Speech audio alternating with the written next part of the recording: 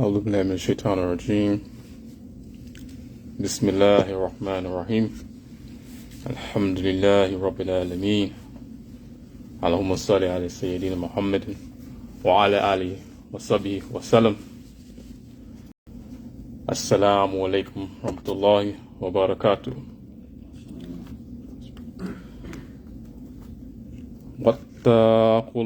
واتقوا يوما ترجمون فيه إلى الله ثم توفى كل نفس ما كسبت وهم لا يظلمون. Be mindful of the day when you all will be returned to Allah subhanahu wa ta'ala. Then every soul will be paid in full what it has done, and none will be wronged. Surah Al-Baqarah 2:281. Allah has allowed us to gather once again for another Jumu'ah. Allah has allowed us to gather here again for another Jumu'ah, and we are here by the mercy of Allah. Believers are those who have no doubt concerning what Allah Subhanahu wa Ta'ala has revealed and His Messenger Sallallahu Alaihi Wasallam has conveyed. And it's not for a believer to have doubt. Actually takes one out of Islam to have doubt about Allah and what's revealed to His Messenger Sallallahu Alaihi Wasallam, what is known by necessity, what is consensus upon, what is clear in the Quran, clear in the Sunnah, that is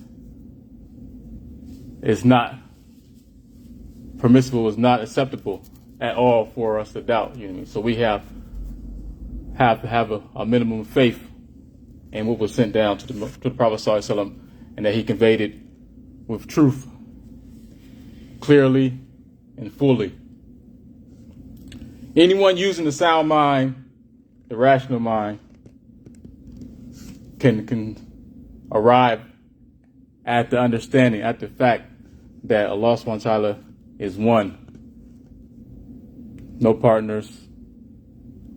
Using the sound mind, using the intellect, which is a part of the religion. The sound mind, the rational mind, has a place in the religion, despite what people might say, because you have people who under Islam will try to get you not to use your intellect.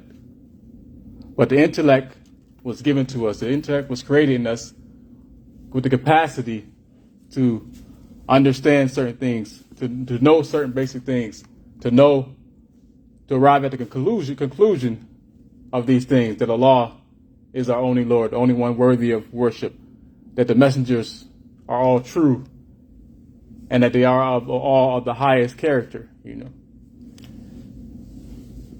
These things we can recognize. These things are used to aid the revelation. These proofs, these hukm al-aqli, as opposed to the textual proof, hukm al-naqli.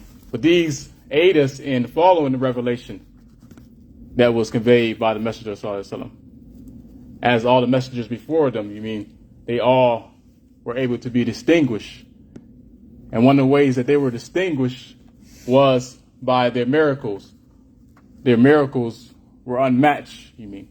So anybody who they were sent to that saw their miracles will be able to distinguish them from anybody else trying to put forth a claim. So that their miracles were a sign of their truthfulness.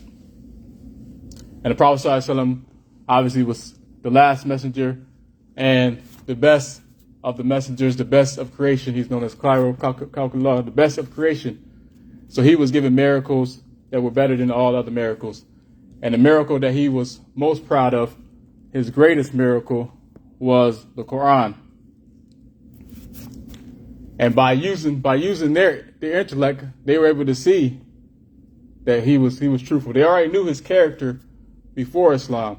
And these miracles, this proved his truthfulness, this proved that he was a messenger, and his trustworthiness proved that he was sent to convey the message. But knowing these proofs, knowing the intellectual proofs, we can arrive that Allah is one, that there is nothing worthy of worship besides him. And definition of worship, a definition given by one of the great scholars of Islam, Taqiyuddin as-Subki, who died 756 after Hijrah. And he was a great mujtahid, was a scholar in the fiqh of Imam Shafi within his school. And he was a scholar of usul fiqh, Arabic language, and among the first to be the Chief Justice over Sham and Egypt, the Sham areas which comprise of Syria and those lands. And he said, worship is the ultimate surrender. The ultimate surrender, humbleness, submission, and lowliness before Allah. The ultimate surrender, submission, humbleness, and lowliness before Allah. So just somebody asking for some help, that's not worship, because people will try to trick you. As certain groups that would try to put people out of Islam, they have a habit where they just want to make everybody non-Muslim, but that's one of the things that is, when we stay in our lane, that we recognize that it's not our job to judge what's in somebody's hearts, They submit to the rules of religion. They believe in what was necessarily known, what is clear in the Quran and the Sunnah and consensus. Then we leave them alone, We don't rush to do that, and that's very important, because you're gonna see people who cause a lot of confusion about these basic matters, But this is one of the scholars, who understand not only the Shari definition, the Islamic law definition of worship, and the linguistic definition as far as the Arabic language, where he was a master of the Arabic language. So one of the attributes necessary for everyone legally responsible, for every legal responsible Muslim to know, is that Allah subhanahu wa ta'ala exists. One of our West African scholars, Shehu Uthman Danfodio, in his Umdat al-Bayan, which is a basic text in the Maliki madhab. But this basic text, it included a section on, it started off with the proper belief, was the knowledge of Aqidah, the knowledge of Usuluddin, the roots of the deen, Iman, you might hear it called Iman, the basic faith that we need to know. And he had a section on that, and he had a section on the inner purity, on purifying the heart. And he gives a rational proof for Allah's existence, as saying the proof of Allah's existence is the existence of created things. And so in this text, he gives rational proofs for the belief and certain qualities necessary, certain attributes of Allah necessary for all of us to know. Basic knowledge for us, necessary to know as Muslims.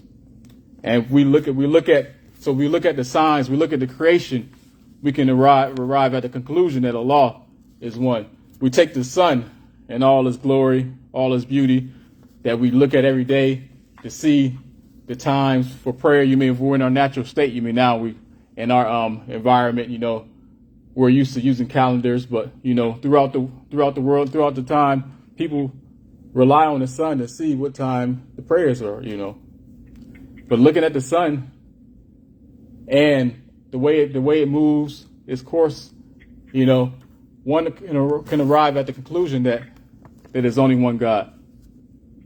That there's only one God.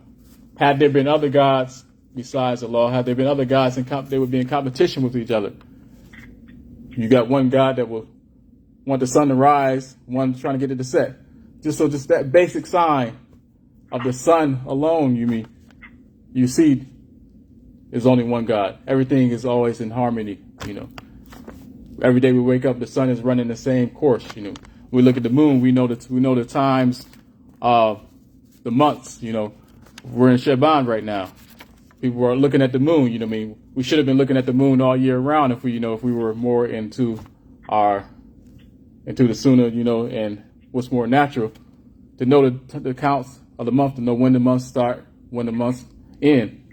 So, but now, we have an interest now as Ramadan is next month. So we're looking at the moon, and the signs of the moon, are also pointing to that the oneness of Allah is in those celestial bodies are in orbit. They always move about the same way. There's no disruption in them. This is our Lord who we worship, who is one in his attributes, who is one in his being, there is none like him. As we the fundamental, there's an ayat in Surah Ash-Shura 42:11, and this is the most important ayat as far as summarizing the beliefs of the vast majority of scholars in every time and place, the vast majority of Muslims. And that's the ayat, part of the ayat is Laysa kamithlihi shay, that there's nothing like him. There's nothing like Allah in any way. Not in one way, not in any way. There's nothing like Allah. And this proper belief in Allah is foundational for everything that we're going to learn in our religion. The proper belief is the foundation for everything. You can't build a house without proper foundation.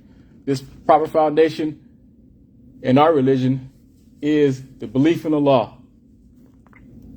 If we don't know Allah, then we can't worship Him. As Imam Ghazali said, worship is not invalid until you know who you're worshiping. So that proper belief is a foundation, and we find that we should realize, as one of my teachers spoke to us recently, and he's somebody who studied, as a science, because it's really a science. It is the most important science in Islam. The most noble science in Islam is the science of our belief. Of our iman. And it's something that you study, with teachers, and it's books. Years and years, and you still don't claim to know it all. It's much work in explaining. You got groups that come in with their own opinions, people that have their own twisted ideas, and they try to pass it off with Islam, and they trick and fool people. So it's always work to be done. It was always work to be done, as those groups popped up. So much so that you had great scholars who were among the first generations who were severely tested. You just look at Imam Ahmed bin Hanbal, the last of the four imams of the schools of fiqh, the accepted schools of fiqh. As we know, there's other schools of fiqh, but none of those schools reached us with unbroken chains, because it's the chain is a part of the religion, the isnad.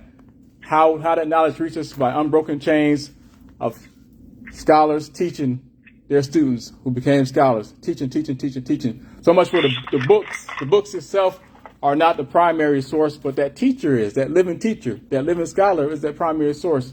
That's why we talked about the Quran, somebody can marvel about finding an old copy of the Quran, but there are men still to this day who know the Quran, not just memorize the verses by heart, but the meanings, the explanation of these verses. Those are the people who are preservers of the Quran. The book is a secondary, but the learned scholars are the preservers. In any science, the learned scholars are the primary source of the religion. And that's how our religion was conveyed, by living teachers, by living scholars in every age. That's the importance of our scholars. That's why we respect our scholars. That's why the angels show special support to those scholars, where they spread their wings to those who are seeking knowledge. So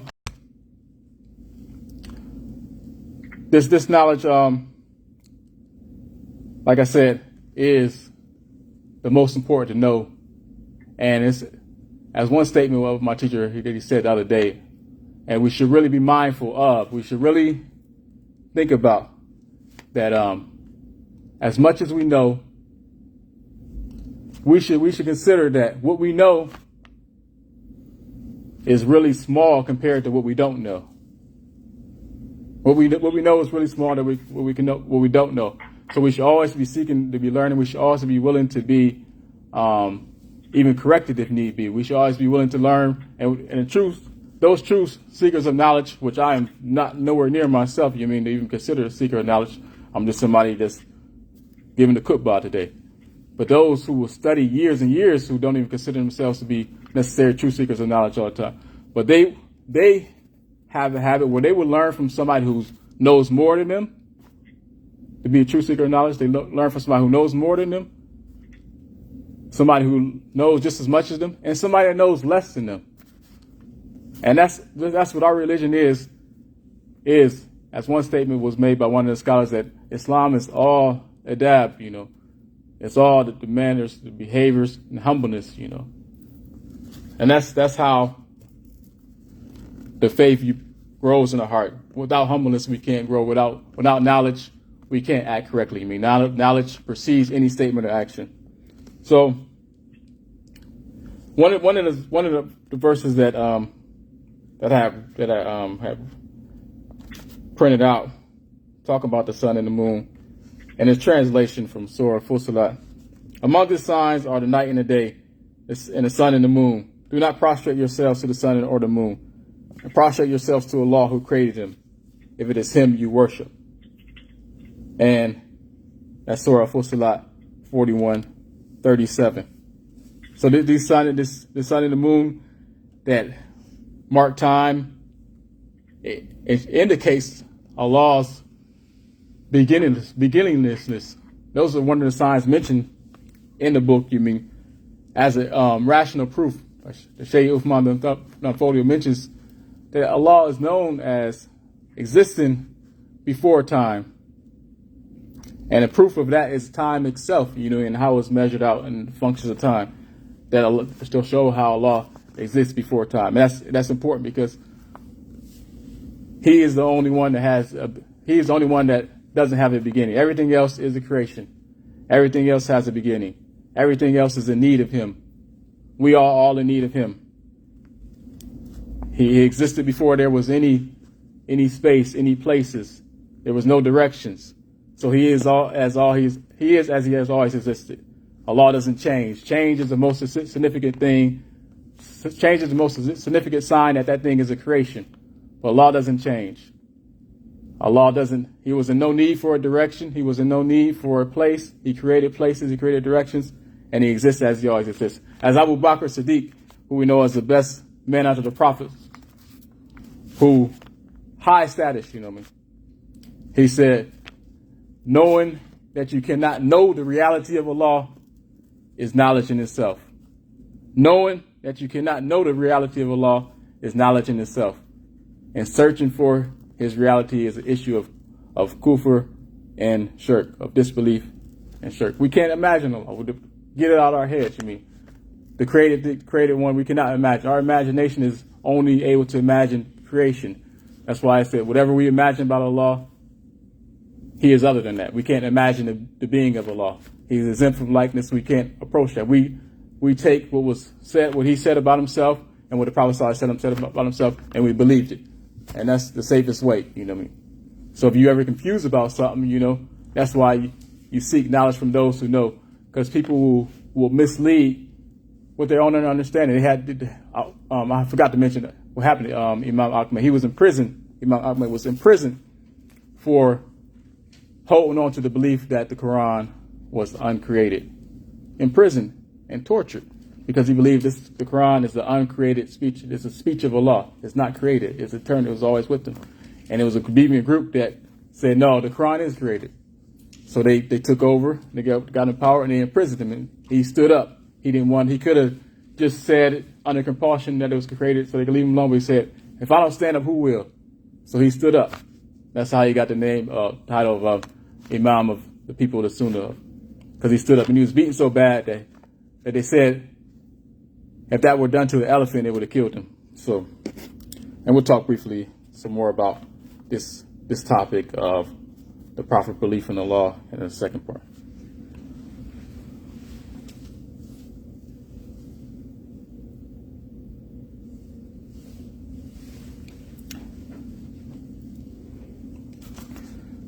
Alhamdulillah, alhamdulillah. Allahumma salli ala Sayyidina Muhammad wa alihi wa sahbihi wa sallam. So I advise myself and I advise you, advise us all to be mindful of Allah, to have taqwa of Allah, and be prepared for the day that's coming where mankind will be like drunk but not drunk, running back and forth. You know, where everybody will be trying to save their own self, where someone would flee from their own father, their own son, own mother. Everybody would be fleeing from each other, and everybody would just be trying to such a state just to get the judgment started. It would have to be an intercession just to get the judgment started. And that's the day of great terror that's coming, you know. We don't know when we're going to die. And once we die, it's no saving up for that day, you mean. All we got is today, and we don't know if we're going to live to the next prayer. As somebody was talking about like a class or something that they wanted to do, and they told their teacher or something like they didn't such and such want to do, is like what makes you think you're going to be alive to Asr, you know? So we have to do, all we have is now to prepare, you know what I mean? And that is coming, to get ourselves right, to be mindful of Allah, to take heed of all the signs. And the most important signs point us to the correct belief in Allah, which is the foundation, and all that His Messenger ﷺ has brought, and he's truthful, and he conveyed all that Allah willed him to convey. So all signs point to Allah, the true King, the reality, the subduer, that He is Ghani, He is not in need of anything. As vast, as great as the Arsh and the Kursi, you see the Arsh and the Kursi as two different things, as a throne, as the Arsh as being a throne, and it's the biggest creation of Allah subhanahu wa ta'ala.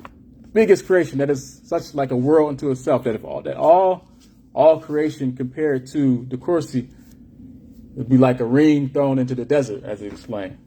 And the Kursi compared to the Arsh would be like a ring thrown in the vast desert. We can't even imagine that, you mean. So we can't even imagine the Arsh, you mean. And as big and as vast and as majestic as it is, Allah is not in need of that either. It's a sign of His power, you mean. He didn't take it as a place to settle, you mean. That Allah is beyond places. He is beyond settling, and He is beyond any need. If He had a need for anything, that would show imperfection, and Allah is perfect, beyond needs. So we can't even imagine that. So we can't even imagine what makes me think we can imagine Allah or speak about Him what has no right for us to say. So Allah doesn't change. Change is the most significant sign of a thing. That thing is a creation, and this is very important for us to know and understand. At this time, where people who make it like that you're causing fitna or confusion by talking about Allah, talking about what's necessary to know about Allah, talking about what's necessary to believe about Allah, which the rest of our actions, which the rest of our faith is built off of, you know.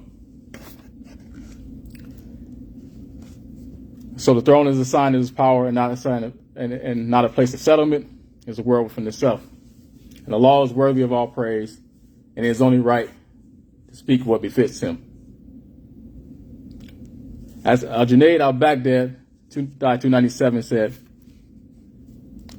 Tawheed is distinguishing the one who is Qadim from the one who has a beginning. That one Qadim, that one who has existence before time. There was no time. We can't even imagine it. No time. Distinguished from the one who has creation. And he was one of the he was one of the Salaf, one of the first two generations that were the blessed Muslims who were the best of us. And one of my teachers gave an analogy about the seriousness of this matter. Talk about that, about speaking about Allah, what only befits Him, you mean. What only befits Him, as He has a right, you mean. He is the one, the justly proud, not arrogant, as it will apply to us. That he talked about, like, he said, what would you say if I told you that your mother was a whore Like, you would be ready to fight. And rightly so, you might fight him right then and there. Talk about somebody's mother like that. You talk about your mother like that. So he said, what if he said, no. I mean a whore in a way that befits her majesty. That would just make it worse.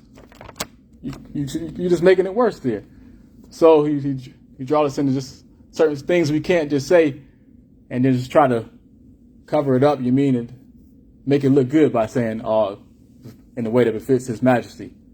If the statement is wrong, if the statement is a matter of disbelief or a matter of major blameworthy innovation, then we can't say that befits his majesty. Allah is exalted above such unbefitting statements, Anything that's unbefitting, we can't say, and we can't cover it up by saying, in a manner that befits his majesty. So he says he exists, he's above sitting, he's above moving. You can't say he's sitting in a manner that befits his majesty. No. So also like if you had a wife, and I'm gonna close up, you had a wife and she had an affair. She found out she had an affair, and she said, like, no. He's like, you ready to get the dude if you see the dude? And she's like, no. But every time we had sex, it was only in a manner that befit your majesty as a husband. That's only gonna make it worse. You might have to go to jail then and there.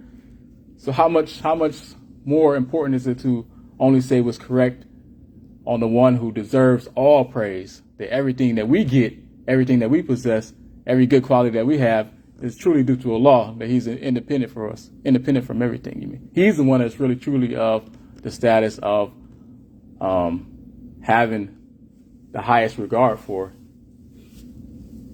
So if we would want to say, if we want to have people attacking our character, attacking our status, then we shouldn't dare want to be comfortable with us or anybody else trying to have statements or beliefs that are totally disrespectful, totally unbefitting of our Lord.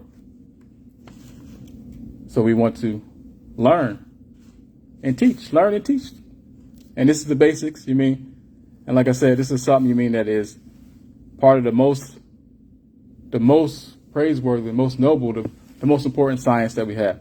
So I pray that, that the message has been of some benefit, and I pray that we constantly seek understanding. We constantly seek to grow in our understanding.